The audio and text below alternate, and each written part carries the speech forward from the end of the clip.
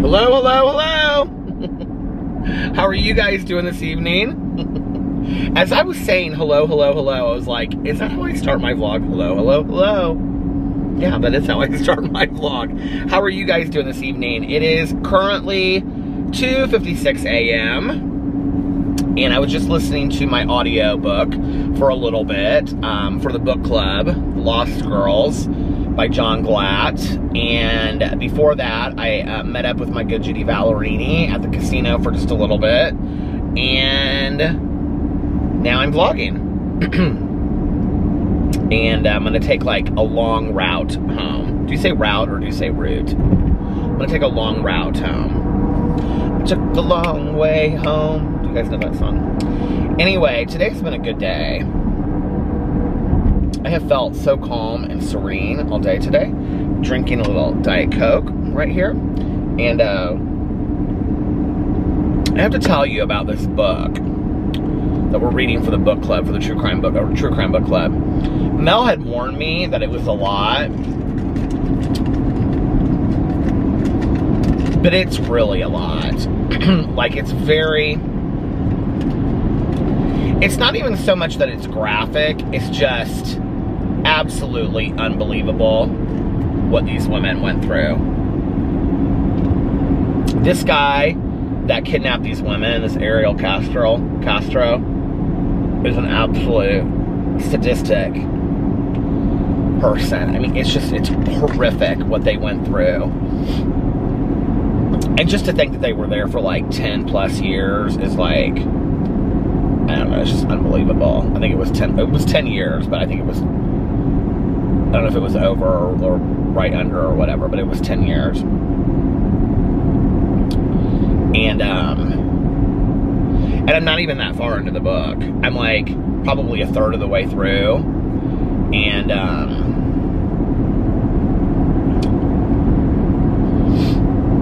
yeah, it's just, I'm at the part where they're talking about the mother of,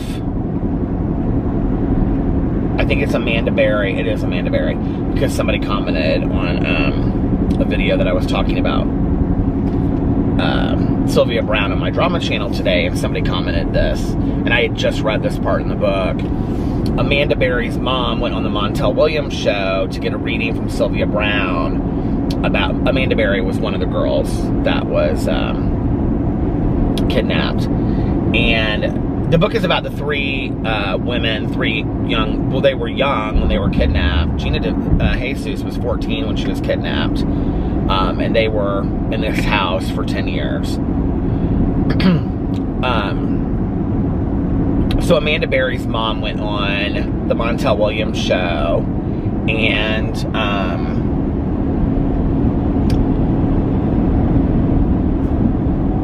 Sylvia Brown gave her a reading and said that her daughter was gone, that they weren't going to find her. And so she went home and she like cleaned out her room and got rid of everything.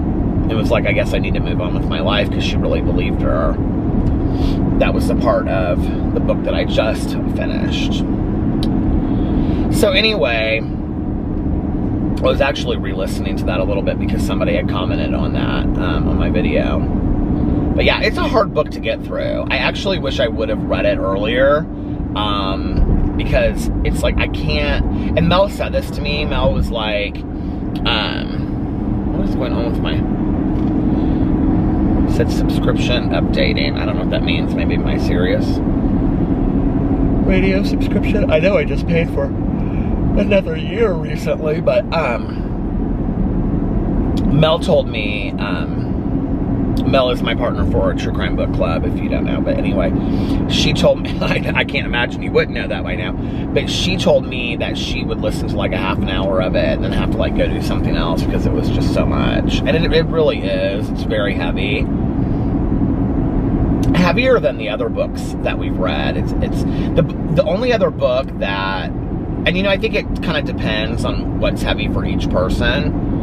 There's it's just very, very graphic.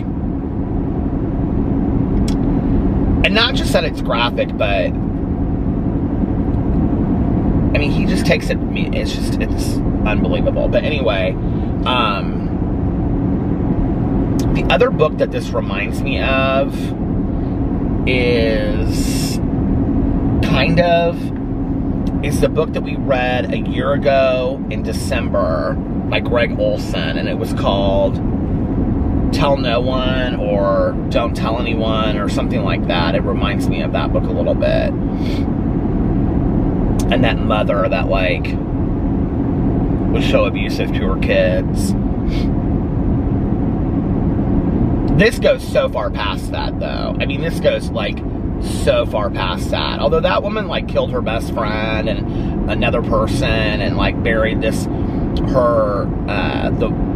one guy that lived with them that was, like, their son. She, like, killed him and buried him behind the house or in the burn pile. I don't really remember now, but that book was, like, horrific. Like, I really had a hard time reading that book.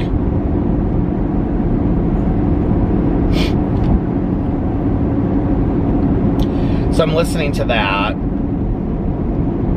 And then I've been reading Codependent No More by Melody Beatty. And I've been reading Slouching Towards Bethlehem, slowly but surely. Don't Call Me Shirley. And, yeah, today, what did I do today? I got up and just kind of did a whole lot of nothing around the house. And took the dogs out. Oh, Tony and I were going to maybe go to the pool today. But then I called her, and she was like, well, I didn't know it at the time, but she was, like, really heavy into this book. And I was like, I can't even remember what the book was called now. She told me. But it was some long, Sweetwater is what it was called. And she was real into it. I think it was, like, on sale on the Kindle or something, but she was really into it. So I was like, well, do you want to go to the... So then after, like, I got off the phone, I was going to do this review, and she said, well, just text me and let me know. And I said, okay. And so I texted her then before I went to go do the review, and I said, are you wanting to go to the pool today? And it was kind of cloudy, but kind of not. And she said, I'm thinking tomorrow. But she didn't say why. And I said, okay, well, I'll do tomorrow then. Meaning Thursday. And, so then I called her tonight and I was talking to her, because she was wanting to go to Meyer, but I had already made plans to meet Valerie, and, and I wasn't planning on being at the casino for real long, so, I said, what are you doing? And she said, oh, no, I talked to her earlier, because that was when I talked to her, and she had just finished that Sweetwater book. And I said, well, what are you going to do now? I was like, what have you done today or something? I said, did you go to work? And she goes, no, I have literally laid on this couch and read all day long. That's like all I wanted to do is read all day long. And I said, oh, okay. So then when I called her to tell her that I couldn't go to Meyer with her and that I would go tomorrow night if she wanted me to, and she was like, yeah, that's fine, whatever.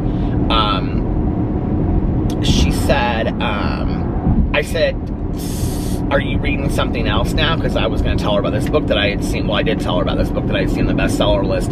Sherry Lapina has another book out, and she wrote The Couple Next Door, and Tanya was wanting to read, like, a mystery thriller, and she's a new... I don't know what the book is called, but it's, like, it came out and it, like, immediately, like, went on... I couldn't snap for a second. It immediately went on the bestseller list.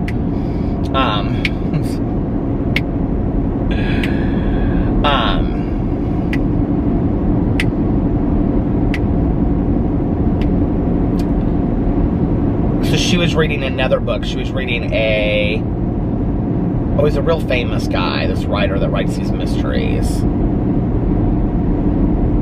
The title of the book was almost kind of like that Greg Olson book, like Tell No One or something like that. Corbin, something. It's a C and an H name. Harlan Coben. And I was like, oh, I think I read that book a long time ago. Was it like an older book? And she was like, yeah. And I said, is it good? And she goes, I just finished it. I said, Tanya, you started and finished 2 books in one day. She started laughing. She's like, I know. And I said, I was telling her about the Sherry Lapina book. And I said, are you gonna start it? She goes, I don't know. I said, if you read 3 books in one day, she goes, like, that's my goal. I'm trying to finish 3 books today.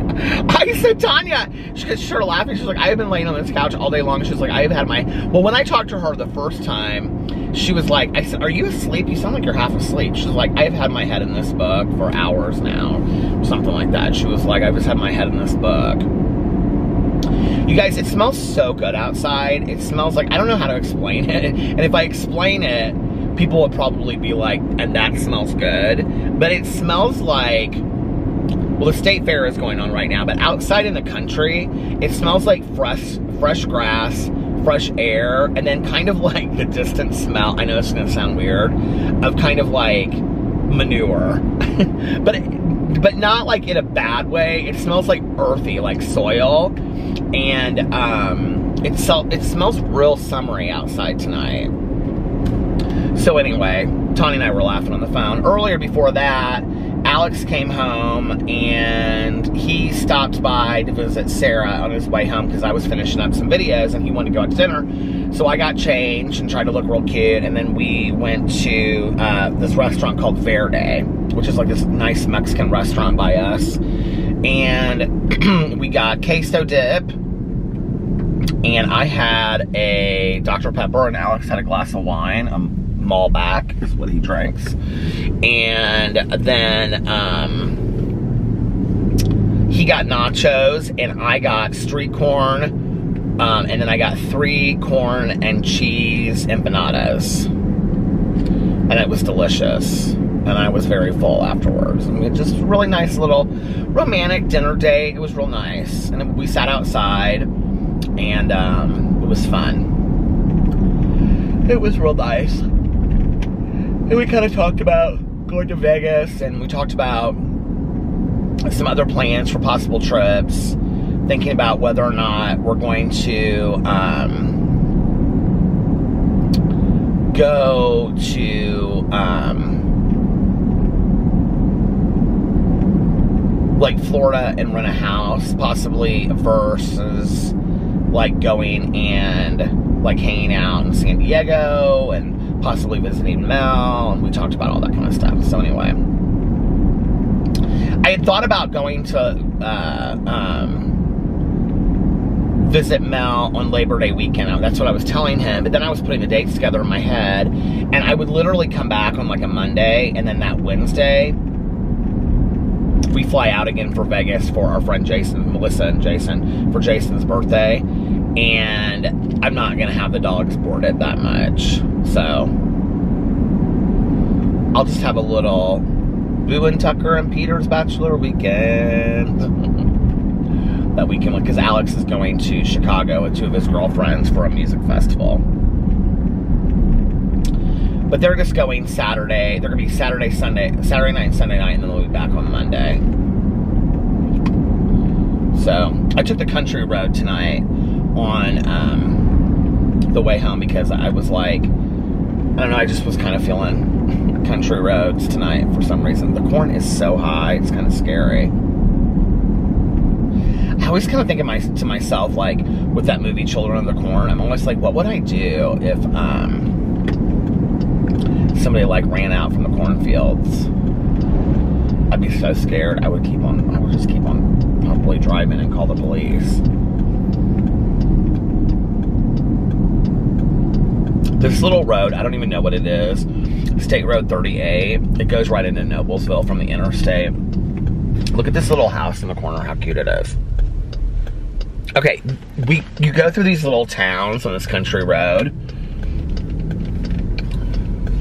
Like, this is literally like, okay, here's this house, and then there's a house across the street, and then there's a house right there. Now, let me tell you when the next house is. From there to the next one, this is all farmland, so it's like a farmhouse. Let me show you where the next house is on this side, okay? How far it is to the next house. Now, this side, there's a house right there with a farm, with a cute little greenhouse and stuff in the back. And that's it. There's nothing else out here. Can you imagine, like, living out in the middle of nowhere with, like, nowhere? Do any of you guys live out, like, in the middle of nowhere? There's a farmhouse right there. It's, like, so isolated and dark out here. Let's see. I think it's so pretty. But this little town that you come up on over here, I'll tell you what it's called in a second. I'll show you. I may have shown it before. And right here is the next house. Like, that's a far distance. That's like how my aunt in Fort Wayne, like how her house is. Like, she's like a mile between like each house, maybe more than that. And then it's all just farmland because she lives on a farm, obviously. But it's even farther to the next house. We have friends of ours that live out, like, in the middle of nowhere. Like, I mean, this makes where they live look populated. And they live out in, like, this farmhouse out in the middle of nowhere with, like, they have a big barn. They don't have animals. They're not farmers or anything like that. Here's another one. Another little house. Okay, what's this town called? Oh, it doesn't. It's the county. Okay, we're in Hamilton County now. But they live way out in the middle of nowhere, and they have this big barn, and they have fields that go up to the woods. It's like fields, and then woods, and then tons and tons of woods, and then in the distance you can see the interstate. And then there's just like, you go on a road like this, and then you turn onto this like private, not a private road, but it's like a gravel road, and you literally drive for like 4 or 5 miles, maybe not that far, 2 miles, 2 or 3 miles, and then you're at their house. And the first time we went out there, I mean, it's gorgeous. They have a bonfire like every other year, and they like save up all the wood and stuff from like the field and the woods, and then they have this big bonfire. The first time we went out, and they have these huge dogs out there too. They have like 3 big dogs. The first time that we went out there, I said, "Are you ever scared out here, like when you're here by yourself?" And she was like, "No, I'm never scared." And I said, "Seriously?" And they didn't have like an alarm or anything. And I thought, I cannot imagine living out here in the middle of nowhere. It was like that movie, The Strangers, you know? Because, like, what if somebody came down the road in the middle of the night, you know? And I said, like, when your husband's gone, like, you're not afraid? And she was like, when somebody turns on that road, the dogs go crazy. She was like, I can hear it. Like, as soon as the dogs, like, turn on the road. Like, or somebody turns on the road. And she was like, you know, she's like, I just take the dogs and go upstairs. She's like, usually people come down here and they realize they can't get out. And so, like, they think they're going to the interstate. She's like, and they turn back around. I've like, you've never had anybody, like, she's like, no, we've never had anybody, like, come up to the house or anything like that. Oh my God, I would be so terrified. That's like serial killer central. I can't even imagine. But this little city up here, you can tell there used to be like maybe like a little store, like a general store or something. Listen to me talk like it's prairie times. But no, seriously, there used to be like a little, like you can tell, it's like a town. And now, there's like 6 houses, and that's it. I don't even know what the town is called. It's real cute though when you drive through it. And at Christmas time, they always have like all types of Christmas lights and stuff. I mean, are you telling me you wouldn't be scared living out here by yourself? Come on now.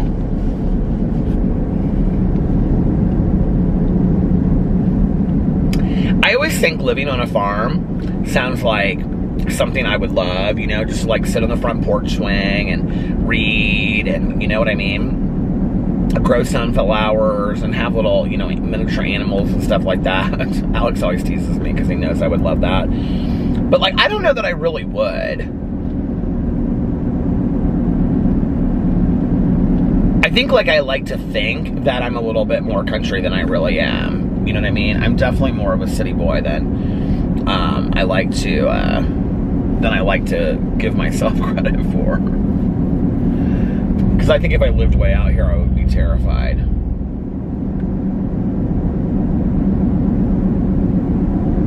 At Prairie Baptist Road. Can you imagine me living on Prairie Baptist Road? This is kind of how their house is, though. It's like way out here, and then it's like, you can see the interstate in the distance. I can kind of see the interstate. It's like far away.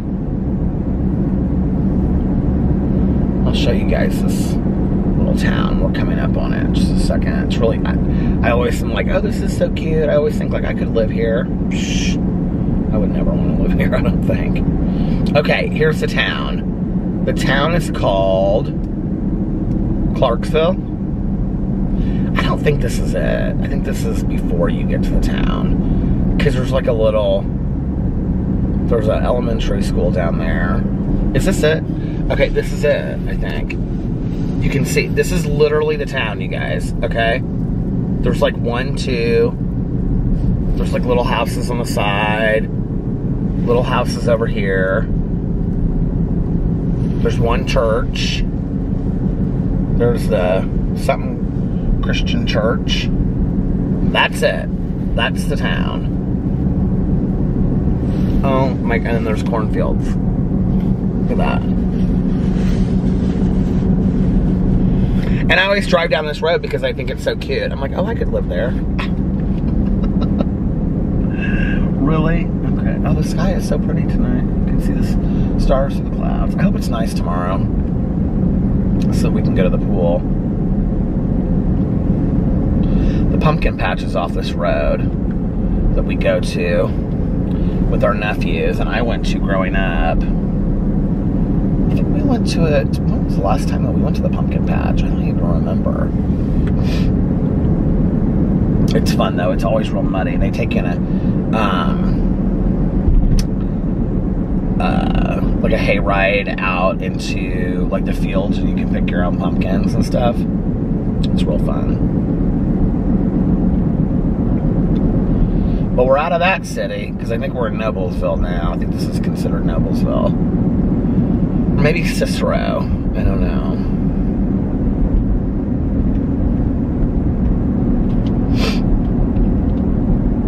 Anyway, I did another crumble cookie review today. And then I was gonna go to Target and buy some stuff and do a haul. And because Alex gave me a very nice gift card for my birthday from Target. He asked me, he's like, where would you like a gift card from? And I was like, baby, you don't have to give me a gift card. And he was like, no, he was like, I want to get you a gift card. Where do you want a gift card from? And I was like, because he loves gift cards. Like, Alex could care less if he ever gets a gift. He just likes gift cards. And I said, to be honest with you, I would really like a gift card from like Meijer or Target or something. Because then I could just use it when I go there with like, you know, Tanya, or just hanging out or whatever, like shopping by myself. So tonight at dinner, I told him, I said I was gonna go to Target today and buy a bunch of stuff, but I didn't want to just like randomly. I was gonna go to like the houseware section because they have that one section that I love where I bought the candles and stuff. And not the candle section, but it's called like Hearth and Stone or something like that. I love that section. And I said I was gonna buy a bunch of stuff, but I didn't want to just like randomly buy a bunch of stuff for no reason. He's like, babe, that's why I got you the gift card. He was like, so you could go and have fun and just buy a bunch of stuff. He was like, I don't want you to use the gift card to go buy like laundry detergent and stuff like that. He didn't say that as an example, but he's like, I want you to use it to have like fun. He was like, I don't want you to just buy stuff that we need to have for the house. And I was like, okay. So one of these days I'm gonna go to Target and buy some stuff there that I want, that I wouldn't normally buy.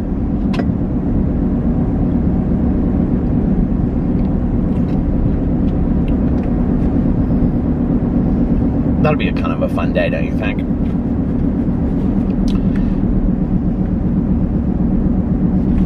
I used to, back in the day, you know, Tanya and I would go to Walmart or Meijer. We used to go to Walmart all the time. We hardly ever go to Walmart anymore. We typically always go to Meijer. I was talking about that the other night on here. I mean, she goes to both, but like, if it's left up to me, I'm always like, can we go to Meijer? There's not a lot of people at Meijer. Like, it's typically like dead late at night, and Walmart is packed, and I just don't like to be around tons of people anyway. And so, I mean, like, if I don't have to, you know. And so here's the pumpkin patch. You can see there's like a pumpkin in a carriage like out front. Isn't that cute? Anyway. So Tanya and I, back in the day, we would go to Walmart or Meijer like 3 times a week. And I can remember at Walmart we would get so excited when they would put out like the garden section would turn and they would like put their Halloween stuff in there. They probably already have their Halloween stuff there. And then like when a second like before, you know, Halloween was over, they would put the Christmas stuff out there. Like literally not a second before, but like a month before. I can't believe that the corn is so high. So anyway, but you know, like Tanya and I would go to like Meijer or Walmart like 3 times a week, and I don't really spend a lot of money on like, I mean, other than trips, we don't like really spend tons of money. And we were talking about this tonight. We hardly ever go out to dinner anymore. Like, I mean, we do, but not like we used to. I mean, we used to go out to dinner like 4 nights a week. Like when Alex would get off work, we would like go meet somewhere. Like we were at Cheesecake Factory at least twice a week. I can't even remember the last time that I went to Cheesecake Factory. I'm sure it was with Melissa and Jason, but I can't remember the last time that we were there. Probably a month and a half ago. You know, we used to eat there 2 times a week. And I was gonna say that maybe like the lockdown kind of contributed to that, but like it was long before that too. We weren't going out to eat as much. So I don't know. I just like very rarely do I make like big purchases. I mean, I have, you know, in the last year, but like I would rather go and buy like little stuff like a candle and, you know, like a DVD that I haven't seen, although I don't buy DVDs anymore. But back in the day, I used to do that. Like I would buy, you know, 2 or 3 DVDs, and then I would buy, you know, a candle. We always go through the candle section and we smell all the candles and the candle waxes, and, you know, then we look through the clearance stuff that's like at Meijer. It's like, now that they have the school stuff out, the summer stuff is on clearance. We always look through there. I usually would get something there. I always was looking through the books. I would buy a book. I would buy a craft, you know, whatever. I bought this bracelet maker that I had to have, and it's still in the box, and that was like 6 years ago. I looked at this thing, and let me just tell you this. So this is kind of how I am with the shopping. Like, I looked at this thing every time that Tanya and I went there for probably a good 6 months, and it was $19.99. And every time Tanya would be like, just buy it. She's like, I'm about to buy you that thing because you want it so bad to make these, like, you know, the string bracelets. And I bought it and I brought it home and I've never opened the box. Like that's what I'm talking about. Tanya does the same thing. She buys kitchenware stuff. Like she'll buy stuff to make like cauliflower spaghetti and then she never opens it in the kitchen or something like that, you know? But anyway, and then I looked at that Nutra Ninja bullet like forever, and I finally bought it. It was the same way when I would get on here and talk about getting a new Keurig. Do you remember? Like, and the Keurig and my new iPad were like the best things that I could have ever bought. Although I wish I would have gotten myself an iPad like the iPad I got Alex, because his has a lot more storage on it, so he doesn't have to worry about deleting stuff so that he can download movies on it. But he uses his iPad a lot. He likes it. He uses it for work and all kinds of stuff. He really likes it. He went and bought a keyboard for it at the Apple store, and one of those pens that you can like write on it and stuff like that. You know what I'm talking about? He loves it, so he's been using that a lot. But yeah, Tanya and I back in the day, like we would go through Meijer, and she'll comment on it now. Like when we go to like Meijer or whatever, like I would buy like maybe a hoodie, like a Champion hoodie or something, and like a t-shirt or like a flannel or something like that. And before you knew it, you know, I'm going through the line and it's $100 to $120, you know, every single time that we go, and 3 times a week. I don't do that anymore. And Tanya will be like, we'll go to the store, and she'll say, like when we're going through the line, because Tanya does not like to do like the self checkout line. I like the self checkout line, but she like gets frustrated because she can't like find the scanner thing, and so I stand there and I help her with it, and we just get laughing and laughing and laughing. She's like, and then I'm like, Tanya, just let me do it, because I like to do it. I like to self check like scan the stuff. I think it's fun. And she's like, no, let me do it. I can handle it. And I'm like, okay. So anyway. But she likes this one guy that works there. He and his brother both work at the Meijer, and she's always like real talkative to them, and they're really nice guys. And so she likes to go through the line, and they're there late at night so she can talk to them and all this kind of stuff. So anyway, she's always asking how their mom is doing and all this kind of stuff. But anyway, like she'll always say to me, like when she's got everything out of her cart, she'll like look at mine, and I'll have like, you know, like, what did I buy the last time? Like pens and some hummus. And I can't remember what else. She's like, is that all you're getting? And I'm like, yeah, like I don't need anything else. And she's like, oh my God, you never buy anything anymore. And I'm like, Tanya, there's nothing that I need. I'm not gonna just you know? But like back in the day, I did. And it kind of made me happy and homey and stuff, you know?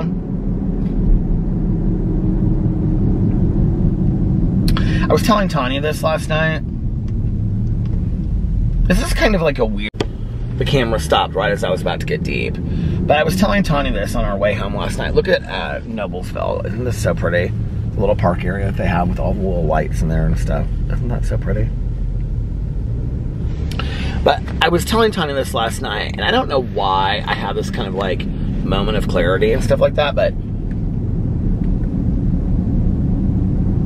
you know,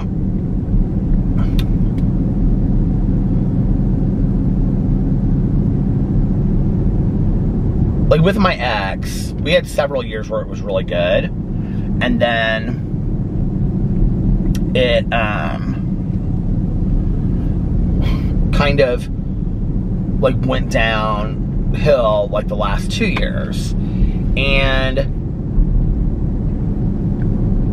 we argued, not horribly, but anyway, I would be at Tanya's, or I would go to meetings with, you know, her and our friends and stuff. That was a lot of the time that I was like over there and whatever, and he would come over too and stuff like that. But and then I was single, you know, for like a year, and I was telling her that, like, we dropped our friend off last night, and her son came running out, and he was telling us about his first, well, it was his second day of school, and he had homework already. He's in 5th grade.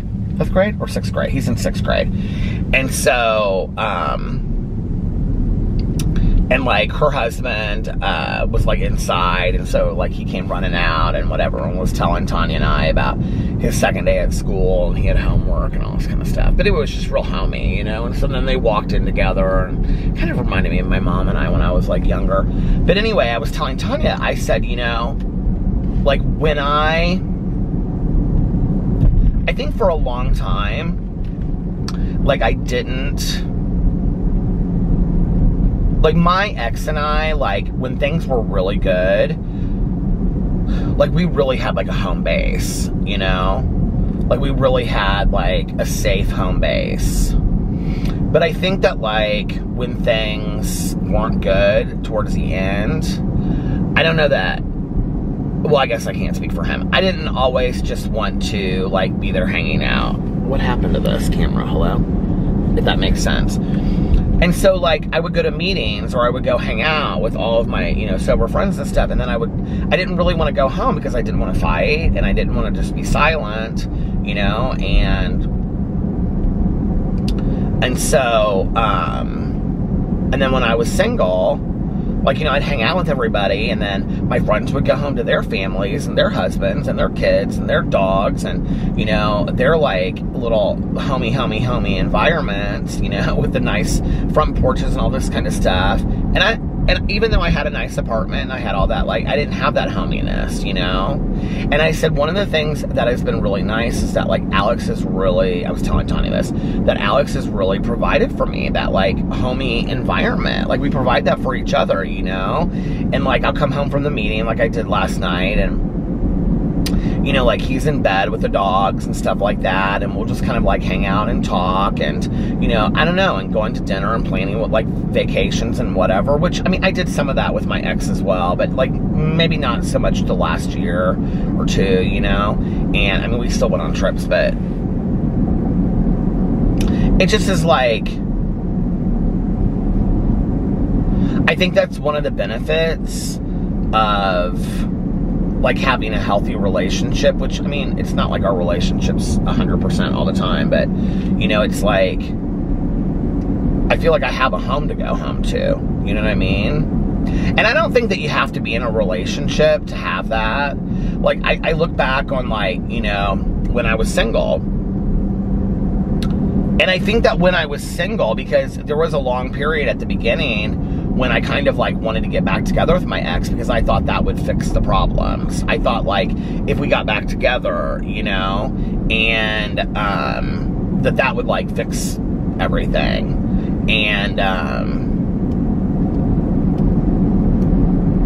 I think this emptiness that I felt inside.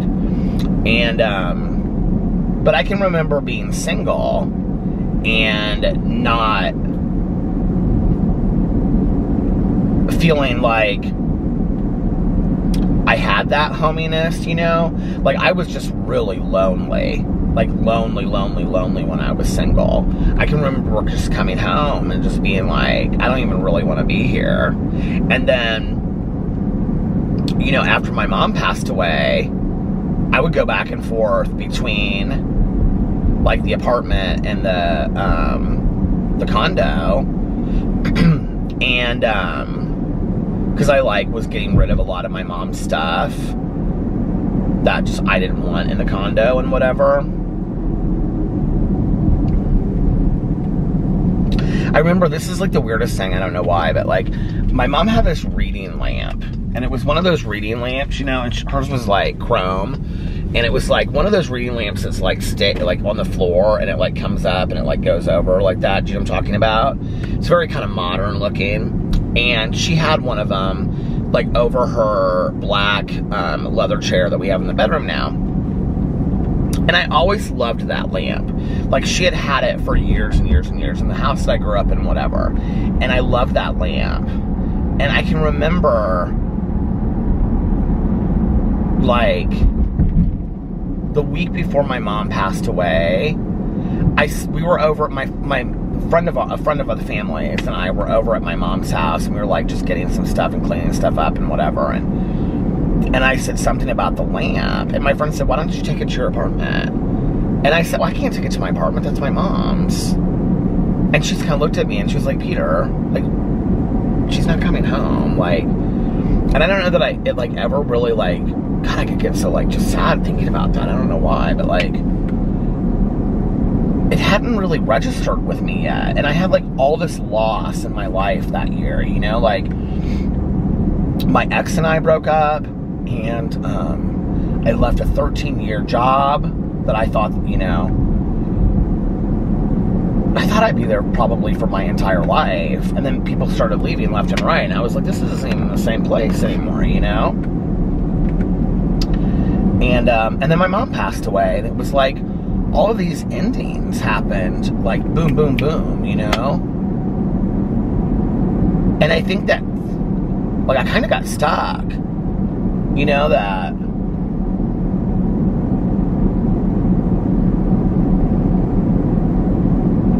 I think that's kind of like, you know, I reached out to my ex after like 2 months. I've shared this on here before.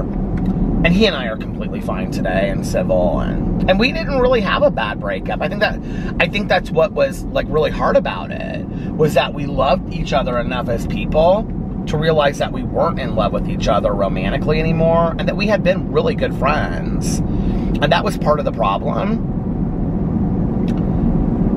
And he's a fantastic guy, you know? And I mean, it's kind of weird to me. Like, the other day I was thinking, like, you know, Alex and I have been together for like 13 years. It's like, I don't even really remember the last time I saw him. I think it was that Pride Day, honestly. Like, we ran into him at Pride Day, like, years ago. It's probably like 8 or 9 years now. Now, I've called him a couple times since then, because, like, when Scotty was sick, I was the one that called him and told him that Scotty was, like, if he wanted to say goodbye to Scotty and stuff like that. But,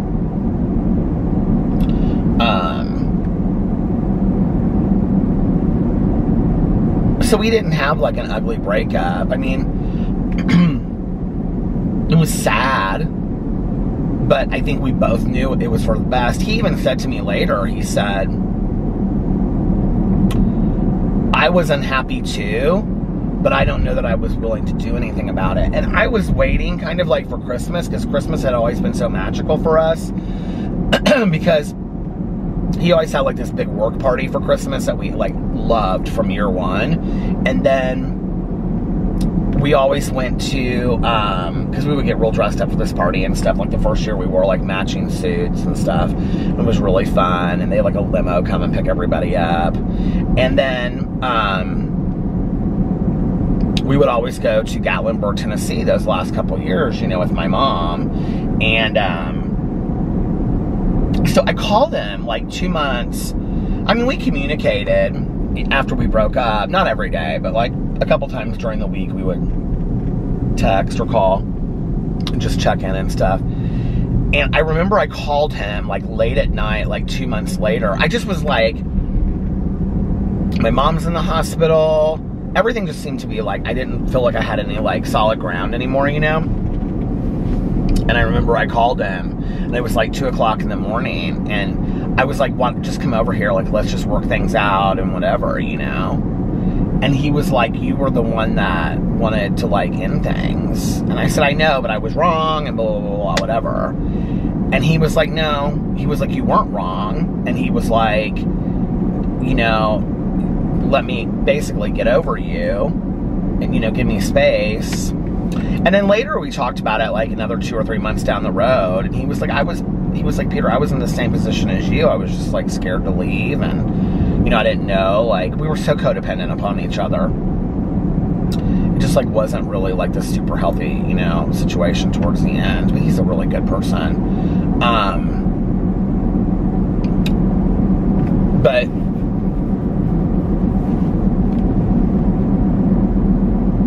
I don't even know how I segued into all of that, talking about all of that. The lamp, that's what I was talking about. I was talking about the lamp.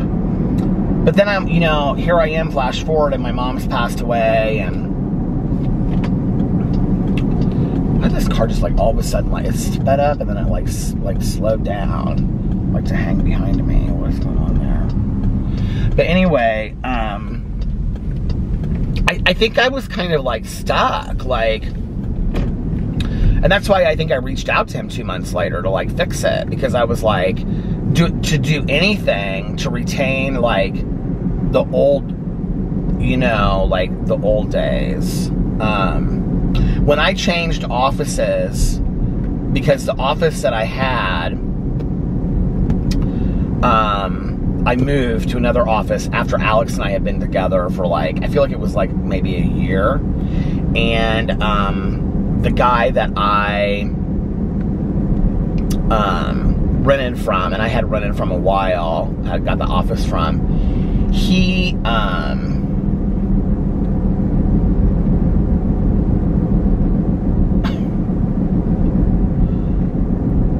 I mean, nobody knows him. I'm so protective of all this stuff. I think he may have passed away, actually. But he was a good guy. But he, like, I didn't know this, and they were getting notices on the door and stuff. Apparently, the building was, like, I don't know, he was going bankrupt or something. And I didn't really get it. And there were 3 offices in the building, and I was in the back, and there was 2 people in the front. I shared it with, there was an esthetician that was up front, and then there was an attorney. And both of them were like getting out of there real quick. And I'll never forget the esthetician, because she was fantastic. And she said to me, she said, why are you hanging around here? And I didn't even like pay rent like the last 2 months, because he was like, I don't pay any rent because like it's going into foreclosure. And I was like, okay. And I was like, he basically said, you've got to get out. Like, I mean, I didn't want to leave, because that was the office that like was with my mom and my ex. I mean, I just was like stuck in time, right? I didn't know where to go, and I kind of just fell into this office that I'm at now that I absolutely love. And what's so funny is I had this whole idea of like, because that to me was like the end. That was like the closure on that era. That was the last thing that I still had connected to of my past, was that office. And I can remember the first day, like moving into the new office in the back, and there was a band playing out on the street, across the street from where I was at this bar. And my mom was like helping me move in, and my ex, and my mom went and got us Wendy's, and we all sat on the floor in the office, and I had this like huge like rug and stuff, and we all sat there and listened to music. My mom walked in and out, and she loved it, and so it kind of reminded me of all of that, you know. And I don't know, I just it connected me to my past a little bit, and so that was like the last thing. I don't know if you've ever gone through a lot of loss in your life, but like that one thing that isn't even really about that, it's like you don't want. I mean, I didn't have any real like emotional attachment to that office other than that. It was my only connection. It was like literally the last thing. I had moved out of my apartment. I was in the condo. It was like the last thing. And Alex got tickets to Maroon 5. the day that I was supposed to move. Well, I had this dreamy idea that I was gonna pack stuff up slowly and play all my favorite music and play my mom's CDs from her funeral. I was gonna have this real emotional day, you know, of like packing all this kind of stuff. I was like, and moving it over slowly bit by bit, you know?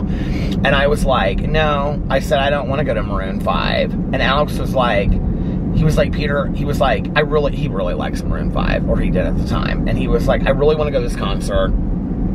We did a lot of stuff with this radio station here in Indianapolis. It's not the same radio station it used to be. But anyway,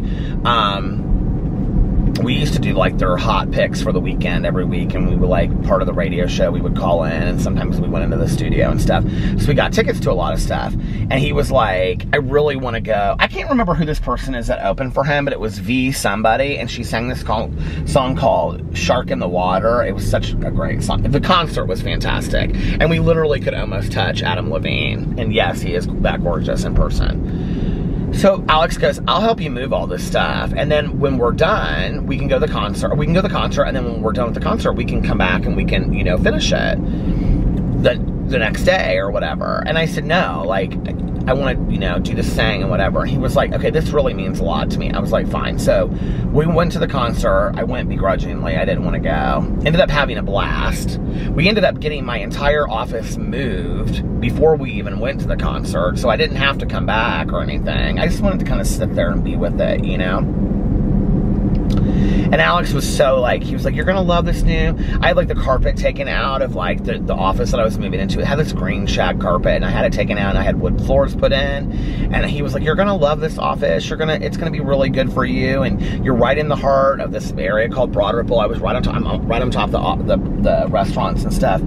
And, this is why I don't want to get rid of the office, although it serves no purpose. Although I do think that Melissa and I are going to turn it into our podcast studio, because it's right centrally located in Broad Ripple. It's like the perfect location. So anyway, so the next day, I had to return my keys to my landlord. And I remember I went over there, and his truck, he was like not even in the building. He was just standing outside the building. And I had known him for so long. And so I like handed it. I was like tears in my eyes. I usually, when I tell this story, I get real emotional. I can't believe I'm not tonight. I don't know. Maybe it's all past me now. But he, I took the keys and I gave them to him. And like, he wasn't somebody that I was real vulnerable with. Like, I actually talked about that on my Peterson's channel today, talking about being vulnerable with people. But he was like my landlord. I knew that, right? Like, and so he was like, I'll never forget. He looked at me and he goes, we had a good run, right? I don't know why. Like, that always gets me so emotional. And I was like, and I like ran and got in my car and left. I was like, I can't handle this. Because it just was like the ending of that era, you know? And what was so funny was like, I literally would like talk to my mom. I would like talk to my mom and stuff like, and say stuff like, I don't like this new office. I don't want to be here. Like, I miss you. Like it just, I don't know. It just like, it felt like one day, like, I had solid ground, and we went to Gatlinburg, Tennessee every year and everything. And then like all of a sudden, boom, it was like everything, boom, was gone from my life, you know, that I knew, that I felt safe in. It was like everything was gone. I think that's it. Everything that felt safe to me, this road, like they were doing something to it. It's like horrible. But everything that felt safe to me was gone, like within the matter of like 6 months. And, so I would like talk to my mom a lot. And there was this one Friday night that I was in my office, and they were doing this gallery. There's like art galleries and stuff where my office is, and they were doing this like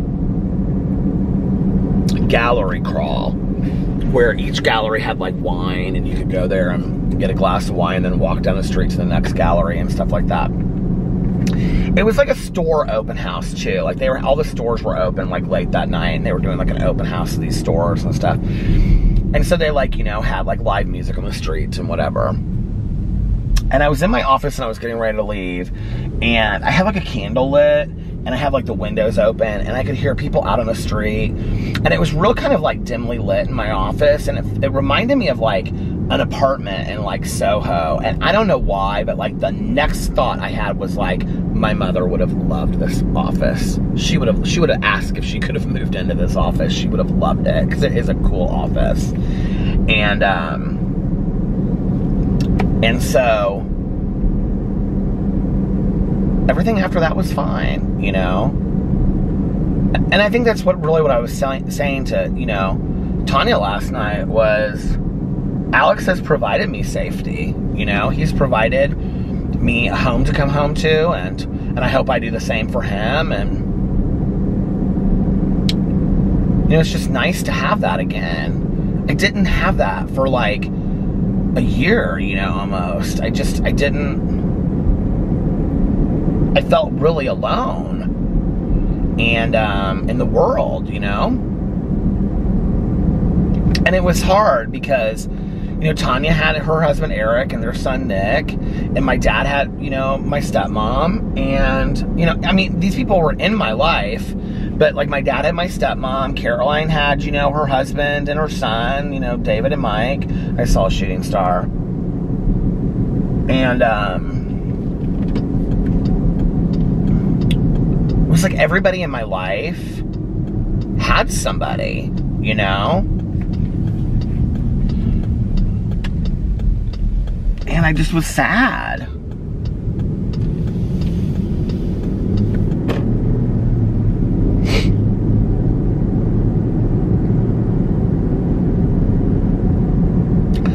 I can remember like this was way before like the audiobook thing and stuff. I would just like get in my car late at night, and I would just like drive around, and I would go to a gas station and get a cup of coffee, and like just drive around and listen to music.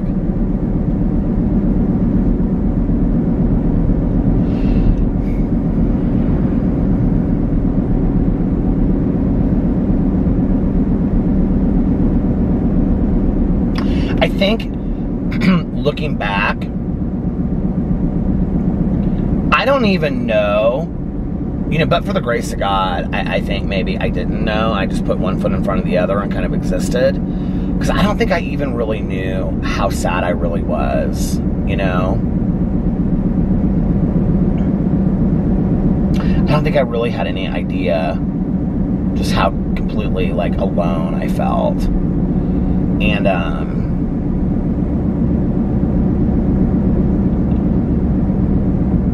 as somebody that already felt isolated from the world, or like on the outside looking in, I talked about that in my Peterisms video today too, you know, that like, look, I felt like that a lot in my friend groups and everything. I always felt like the outsider, you know, looking in,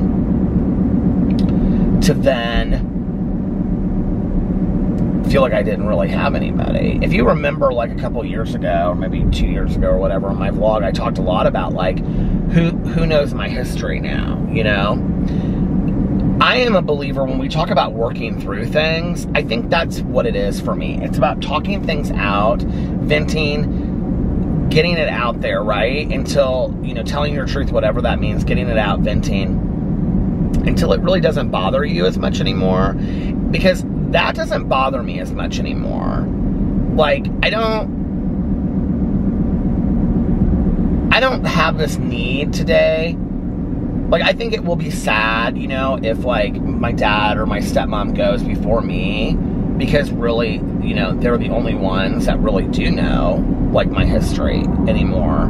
Like, Caroline doesn't remember a lot. Like, it's interesting to me. And the other thing is, like, Caroline's my cousin, not my sister, you know? Like, I mean, even though we were very close growing up, we weren't, like, by each other all the time, and she was 3 years older than me. So, like, it wasn't like she was out with her friends doing stuff when she was in high school, you know, and when she was in college, she was gone. I didn't see her, you know, and I was in high school doing my thing at that time. And so it's like, Caroline doesn't remember tons from when we were younger. Like, I'll bring up stuff. Like, when I wrote my book, there's a scene in there about these snow globes, and Caroline was like, Grandma never had snow. She didn't collect snow globes. And I said, no, Caroline, it's a book of fiction. I made that part up.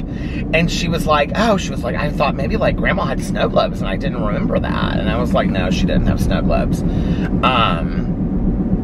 But she did have a cabinet where I kind of, like, said that there was this cabinet there. But anyway,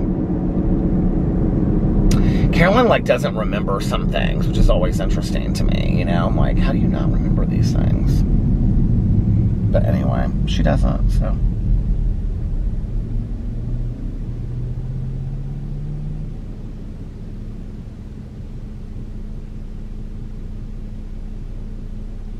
There's, like, a police car way down there, and that was one that just turned. I just came from there. I wonder what's going on. There was nothing there when I came there. Anyway, but, like, I don't have a need so much today to have somebody that knows my history. It's been, you know, really, really cathartic and helpful for me to get on the vlog and tell stories of my life. Like, I don't really think there's a whole lot of stories other than super personal things that I haven't shared on here. You know what I mean? There's some things that, like, I just keep to me, and Alex knows, and Tanya, you know, friends and whatever. There are just some stories that I, like, would never tell, you know, like, because they're just personal stories to my family and stuff, you know. But I've told so much of my history on here that I feel like it's not like this is my legacy or anything, but, like, I don't know that I even believe in a legacy, but, you know, I feel like I've shared enough about my history, my life, you know. There's people out there that know it, and I don't really feel that today. Like, who will know my, you know, I felt that then, and it was a true feeling, and I needed to talk about it. Just like when I started vlogging the first year, and I was, like, so sad about my mom. I had really never, like, shared a lot of those stories with anybody and talked a lot about it, because the reality is I don't have a lot of people around anymore that knew my mom that want to hear those stories. And you're probably like, well, we didn't want to either. But, like, no, a lot of you have been really nice and been like, I love the mom stories, because I love telling the mom stories, you know? But I think I don't want to live in it anymore, is the thing. And I think, like, that's what's been so healthy for me, is to allow myself to grieve at the rate that I need to, and then telling the stories and talking about it, and, you know, just allowing myself to sit in the moment when I need to.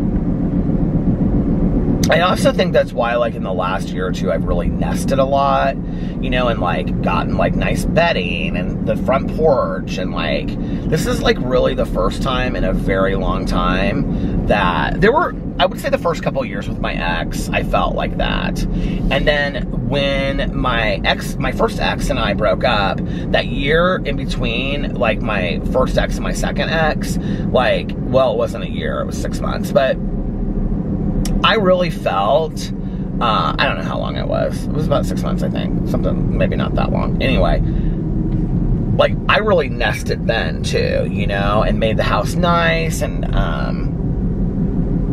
did the crossword every day with my friend, do a cup of coffee. Like, that was so fun.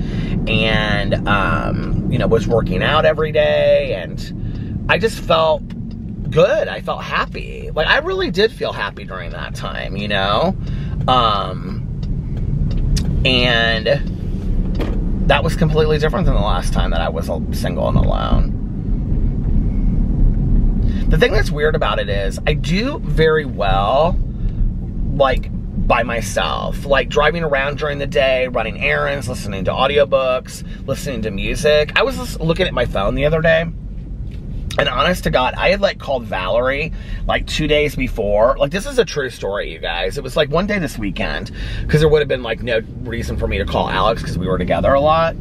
And I looked at my phone, and I had called Valerie, like, 2 days before that. And other than that, like, I had received no phone. I hadn't received any or made any phone calls in 2 days. Like, my phone just doesn't ring. I don't talk to a lot of people. You know, I have, like, 2 or 3 people that I talk to, and that's it. And, I do okay, like, obviously driving around late at night listening to audiobooks and, you know, like, doing errands and stuff during the day. But, like, sometimes, like, it's, like, if I don't, like, if Alex doesn't, if he works late, like, until, like, you know, 8:30 or 9 some nights, and, like, tomorrow night he does. Well, like, this, okay, like, I've seen him, like, I went on, you know, we have a little date night tonight and stuff like that, and I've seen him a lot. So tomorrow is, like, kind of an exception to the rule. But, like, sometimes, like, it's like, I haven't seen anybody all day long, and I'm like, okay, I'm ready to see somebody. Like, it's kind of hard. But other than that, like, I really do pretty good by myself. I enjoy being by myself, you know, at home and things like that, and, I'm very much the person that, I'm very much like, you know, the grandma or the mom that's like, do you want something to drink? It stopped. I'm very much like the grandma or the mom is what I was going to say. That's like, do you want something to drink? You know, like, are you okay? Like, you know, do you need another blanket? You know, whatever. Like, am I being too loud with making it? I'm constantly like that. Like, to the point where, like, Alex has really had to say, like, you know, babe, I'm completely fine. I can get my own treats. And I'm just laying here watching a show. You know what I mean? So when I'm at home alone, I don't have to do all that kind of stuff, you know? And so I do enjoy that time alone. I don't enjoy it. And, you know, I even enjoy, like, a good weekend by myself when Alex goes out of town for the weekend for, like, 2 or 3 days. You know, I kind of enjoy that. But I don't know that anymore. I enjoy, like, long periods of time by myself, like a week. I don't,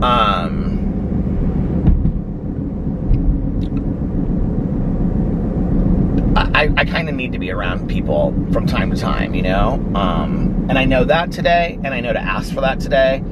I don't have a problem, you know, being like to Tanya, like, hey, can we hang out? Like, I need to see somebody, you know?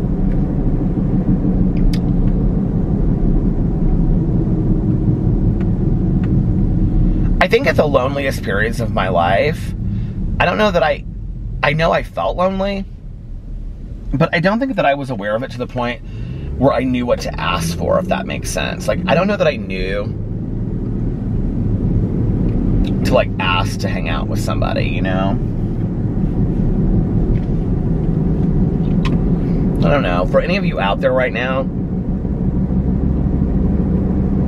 that are real lonely, or you don't feel like you really see anybody, I mean, I get so many comments from people that are like, you're really the only person that I talk to throughout the day, and thank you for your vlogs. And I just want to say, I really appreciate it. I mean, it means a lot to me, and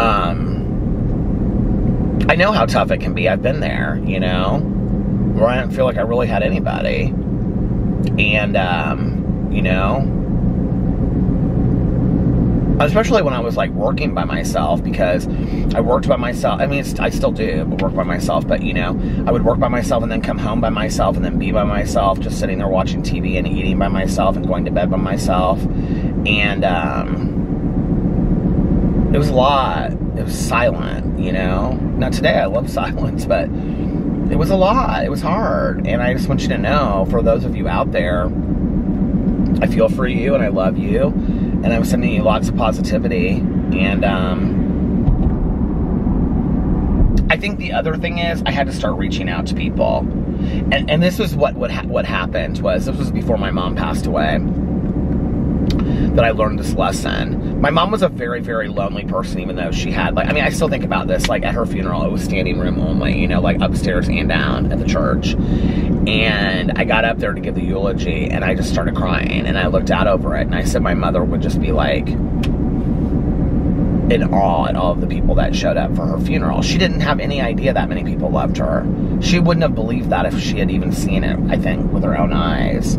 She felt like she was a burden to people. You know, I would say to her, like, I would have something to do, like, let's say if it was, like, Memorial Day weekend or whatever, and I had been invited to something, and I'd say, well, what are you going to do this weekend, Mom? And she'd say, well, I don't have anything to do. And I'd say, well, why don't you ask somebody? Well, no. You know, all my friends, you know, from my meetings are, you know, married, and, you know, I'm like, that's not true, Mom. Not all of them are married. Well, so-and-so's dating somebody, and, you know, I don't know what so-and-so's. I'm like, you have to call people and ask them to do stuff, Mom. And she'd be like, no, I don't want to be a burden to other people. And so she spent a lot of time alone. A lot of time alone. And the reality is that people liked being around my mom, you know? People enjoyed my mom. They thought she was fun. They thought she was funny. They thought she was deeply intellectual and could have fun conversations. And no, not everybody wanted to spend tons of time with my mom, but there were quite a few people that would have loved to have spent time with my mom, you know? And she just didn't want to be a burden. She would always say that, I don't want to be a burden to anybody. And I totally relate to that. Because there were times, you know, when like when I was single, I can remember like Tanya and her husband like inviting me over to the house. And I'd be like, I felt like they were inviting me because they pitied me. And I didn't want to be like a burden to like their family situation. First of all, I'm already somebody that like I don't like to be intrusive to people's like private moments or family moments and things like that. And so like Tanya years ago for a birthday, I can't even remember what birthday it was, but it was like a long time ago, like 15 years ago. Eric was having a bowling birthday party for Tanya at a bowling alley. And he called me and asked me to come and said it, you know, would mean a lot to whatever. And I said, well, who else is coming? And he said, just all of Tanya's family and, you know, and some of my family, and then it'll be you. And I was like, okay. And he was like, well, can you come? And I said, well, it's just really uncomfortable for me with all of the family there and stuff, right? And he was like, well, okay. He was like, you know, it's up to you. Like, if you don't make it, it's fine. He was like, you know, I'm not gonna, you know, whatever. And I didn't go, and Tanya's feelings were hurt. And I told her, I said, I'm not comfortable. Like, I get, you know, like, I feel like I'm intruding on people's, like, I really do. Like, I don't know if anybody relates to that, but, like, I feel like sometimes I still feel that way today, that I'm intruding on people's, like, personal family time, but I pushed through it today. The next thing that she invited me to, I was there. That was a family thing. I was there. There. I showed up. And I've shown up to all of it since, and I know her whole family.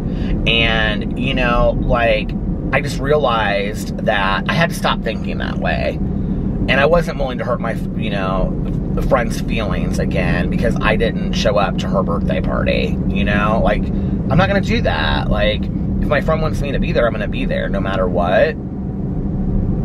But I think that there's been periods in my life where I really isolated from people. You know, I was a good isolator back in the day. I know people are probably like, that's hard to believe, that, you know, I have all these YouTube channels and whatever. Like, the Peter that gets on video and makes, you know, 6 videos on 6 different channels today is not the Peter of 20 years ago. Like, I don't...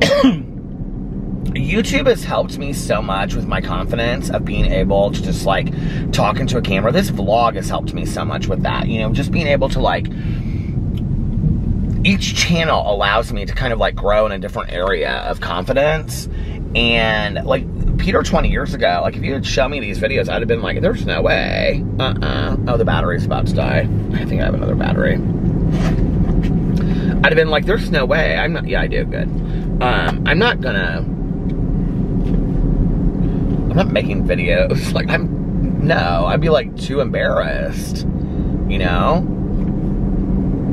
And so I think it's really helped me come out of my shell a lot, and I'm not that shy person today and whatever. I still struggle with like going to things that like, what did Tanya have recently? She had something, well, it was when Nick was in school and he was home for like 4th of July, like 2 years ago or something. I can't even remember, but anyway, I feel like I've been to something family of hers since then. Hold on just a second, I'm gonna change the battery. Okay, I'm back. I've changed the battery right here before, and I don't know why, but it scares me so bad. It's like kind of like out here. It's always like pine trees and stuff. It's something, Tanya had something recently. I can't remember what it was, but I went, you know, and Alex went too. What was it? Because now the joke is that Alex didn't like Tanya's sister-in-law's macaroni and cheese. He didn't dislike it. It was just like, Alex is like the macaroni and cheese expert, and she thinks she's the expert at making it. And so Tanya wanted Alex to try it and tell her, but he didn't know who she was. And so she came up to him, and she was sitting there talking, and he didn't know that she had made the macaroni and cheese, and she was so proud of the macaroni and cheese. Tanya still brings the story up. She thinks it's hilarious. And he had a whole plate of macaroni and cheese because Alex loves it so much. And she goes, so what do you think of that macaroni and cheese? And he goes, it's a little runny, but it's good. He goes, but it's a little runny. And she made it. And so it's like still this running joke. That was like years ago. I think that might have been Nick's graduation. Oh, that must have been the last thing that we did, was Nick's graduation. Because Nick just graduated. So yeah, that would have been the last thing that we that they did was Nick's graduation, and I went over there for all of that. Her family is so friendly to me and so nice. I mean, I think sometimes I forget I've been Tanya's best friend for 24 years, you know what I mean? Like, and they know that, and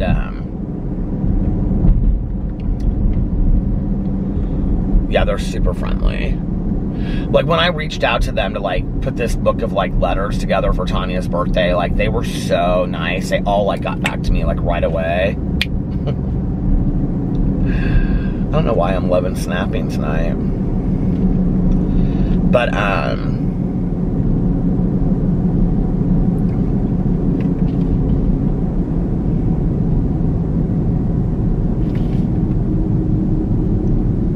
I think there's so many people out there, you know, that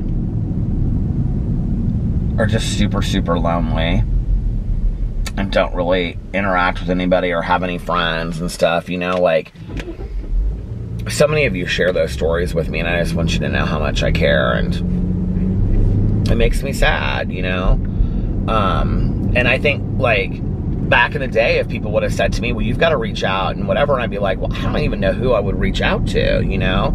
I've always had Tanya, but the thing is that, like, many times when I was lonely, like, Tanya was very busy. Like, I've talked about this on here before, but there was, like, a long period of time, like, you know, she was a mom, she was raising a son, you know, and she owned her own business, and so it wasn't like, you know, Tanya could hang out and, you know, do stuff every day, like,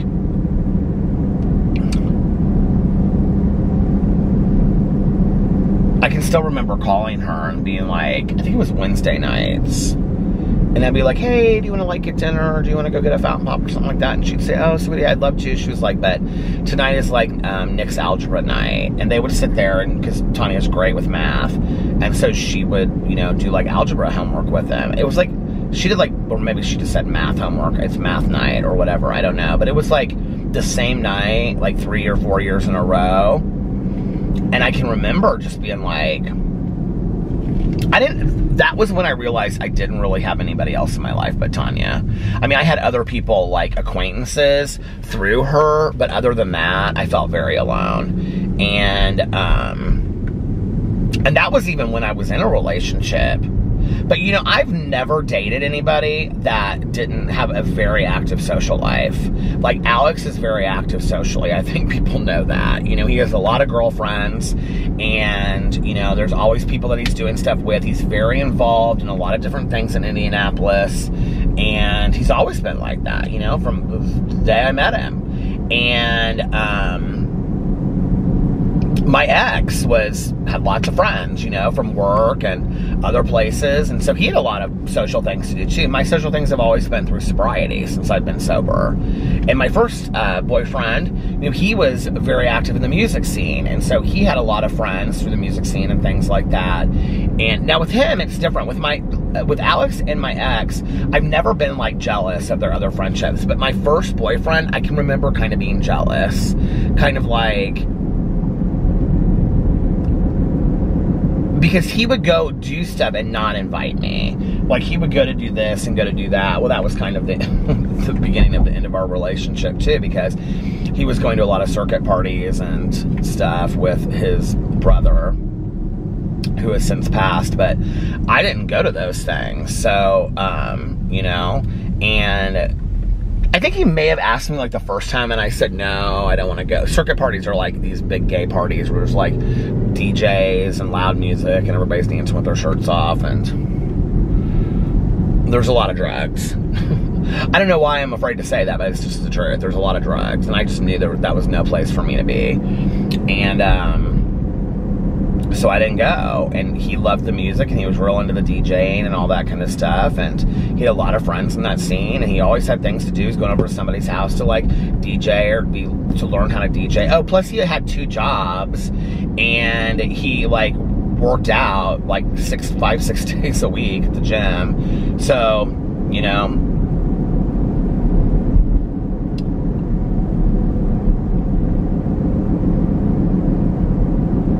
it's just hard, you know, when you don't have a lot of people, I think. And then I think when you get older, I think one of the hardest things is, like, I mean, I've met new people in the last couple years. Like Valerie and I have gotten very, very close in the last couple years. But it's like, how do you develop friendships at 45 or 50, you know, or even 40? How do you develop friends? Well, that's not true, because Melissa and Jason and Alex and I became friends about around when I was 40. But like, how do you develop friendships, you know, when like you meet some, I don't know, it's hard, I think, you know?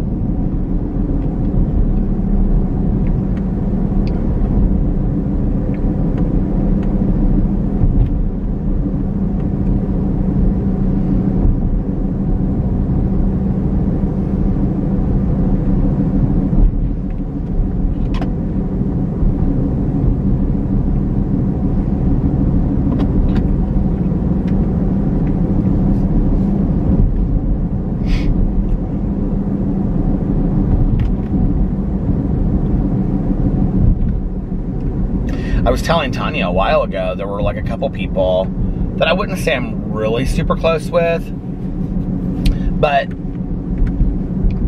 you know, like I reached out to a couple different people like several different times and asked them if they wanted to like go do something, and they either just like never responded, to the point where I almost was like, am I saying something like in an awkward way, just asking somebody to go get lunch or go shopping, you know?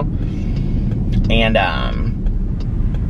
I mean, they were women, so it's not like there was anything, you know, romantic or weird about that. And I'm married, so, you know, I'm happily married, so it's not about that. And I just was like, I said something to Tanya, and I said, I'm not trying anymore. And she goes, what do you mean? And I said, I mean, I'm just not trying anymore. Like, I feel like I've put effort into like trying to develop new friendships, and it's like, obviously they're not gonna happen, you know? So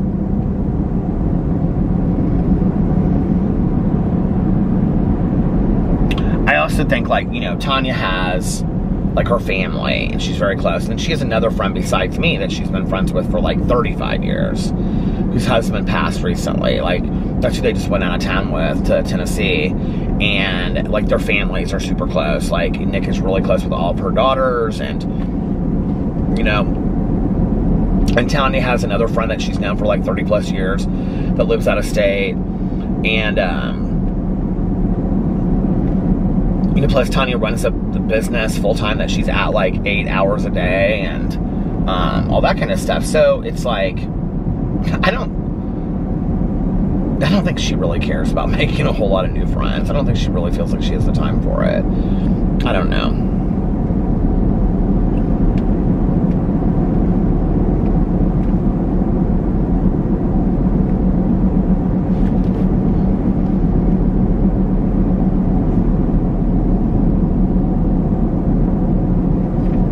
I know I don't, like, want to go back to how I felt when I felt like I didn't really have anybody, you know, to talk to.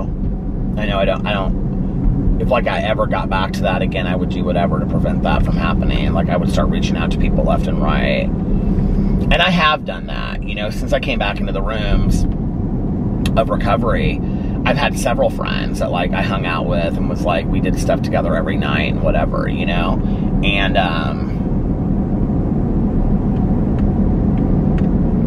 like, I know how to do that today. It's hard, but I know how to do that, you know? But I don't want to go back to that again, because the loneliness for me was associated with sadness, because I just felt like I almost kind of like wasn't seen, if that makes sense.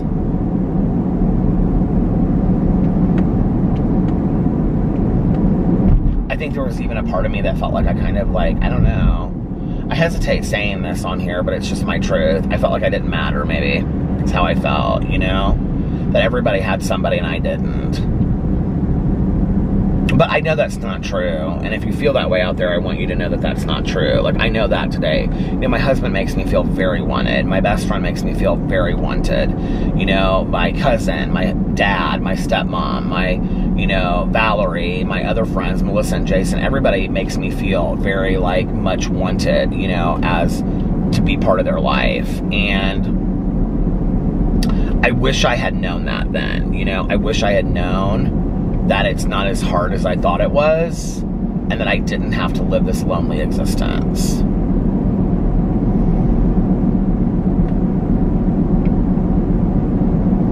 So, there. Don't snap at me, ma'am. I'm going to use that as my title tonight. Don't snap at me, ma'am.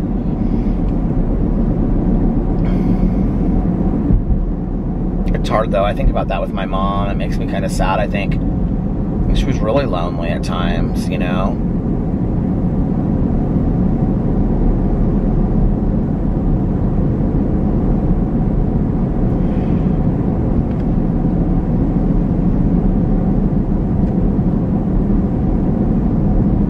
I watched that Nomadland, you know, and Frances McDormand's character kind of in that movie, like, doesn't really want to be around anybody, you know? It's like she's been so hurt by losing people that she doesn't want to be around people, I think, is part of it, you know? And those, like, nomads, or, like, however they refer to themselves, like, never really get close to that, to anybody, you know? They kind of just... I'm really craving Sun Chips right now, but I know this gas station doesn't have them, or I would go in there and get them. But, I think that's what happens to a lot of people, you know, is that they just... I don't know. Anyway, I'm thinking of you. If you feel that way, and I'm sending you lots of love and prayers and positivity, like I said. Now, tomorrow... Tanya and I are planning on going to the pool, if it's nice. I'm hoping it's going to be nice tomorrow, because I would really like to have a day at the pool. And, depending on how late I stay... Well, Alex doesn't get home until late tomorrow, so... I'll go to the pool, and then I'll make videos when I get home. I might make a video or two before I leave. I've been wanting to do Starbucks reviews, but TotallyTheBomb.com hasn't been posting any Starbucks reviews. They did a Fear Street Frappuccino, and I was like, I haven't watched those movies yet on Netflix, but they look good. I might watch them in Vegas. But I didn't, that's the only, I didn't do that review. I might do it tomorrow. I just don't love the Frappuccinos. I mean, they're fun, you know, but like, I think part of the problem is that,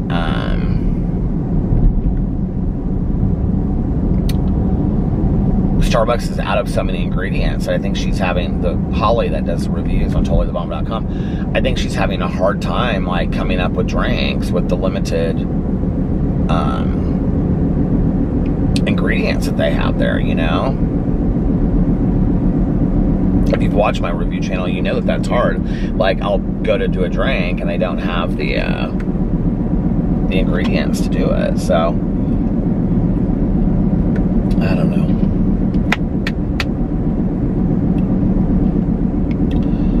I've got a bunch of stuff like on the chair in the kitchen that I cleaned it all off, and now it's like I've got stuff over there again to review. Things that I was sent. One was like a tea that I was sent. They reached out to me because they saw that I did David's tea, and they asked me if I could review some of their teas. So I'm going to do that one of these days. And then I have skincare products that I was sent. I just don't think people really like that kind of stuff on my review channel. Somebody reached out to me actually about something very cool that they're sending me. They asked me if they could send. I get all the time, constantly, people are like, if I sent you this, would you review it on your channel? I got asked if they could send me a camera to clean out your ear. I was like, I don't know that I really want to show the inside of my ear on a YouTube video. And I don't know that that's something I would actually use anyway. But sure. No, I didn't say that. I didn't even respond yet because I wanted to kind of look more into it.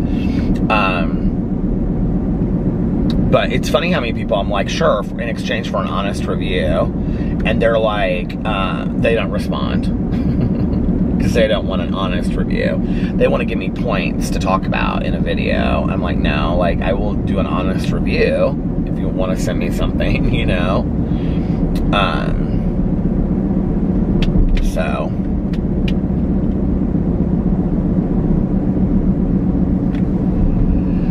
somebody else reached out to me about something else.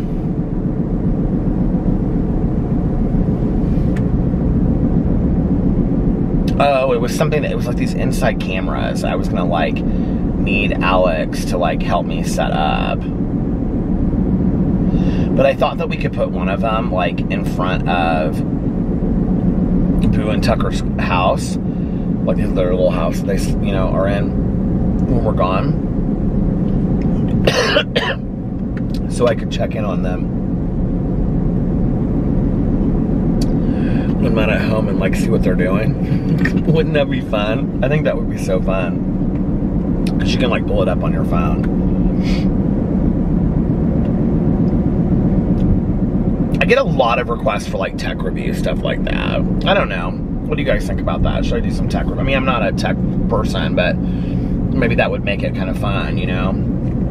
I actually get asked to do a lot of like cookie stuff, like cooking stuff too, like foods. People reach out to me about foods, but a lot of it is not vegetarian, so I can't do it. I just got recently, somebody reached out to me about cookies. Some cookie in Los Angeles. I said I was gonna, I told myself I was gonna respond to that email and I forgot. So I don't know, I've got some different ideas for some of the review videos. Oh, and of course we have a bark box, because I forgot to cancel that. Even though, I don't know if I want to or not, because I still like the, Tucker likes the toys. And I kind of like getting the box, it's fun. So I don't know if I want to cancel it, but anyway, I'm going to make a review video tomorrow, make some different videos, hopefully go to the pool with Tanya, hang out, then Alex will come home, and then we're going to just kind of relax. Sarah's coming over on Friday night, we're going to have a movie night, we're going to put the projector up, and we're going to watch a movie on the big screen and get like little treats and stuff. I'm going to go to the store and do like a cheese plate and hummus and that kind of stuff. It'll be real fun. Maybe I'll go to like the Costco and maybe I'll go to Costco and get like a Alex loves the mac and cheese from there, and we can make mac and cheese and have, or maybe a pizza or something. We can have, he loves Costco pizza too. We can have a little movie night. It'll be so much fun. So that's Friday night. I don't know what we're gonna watch.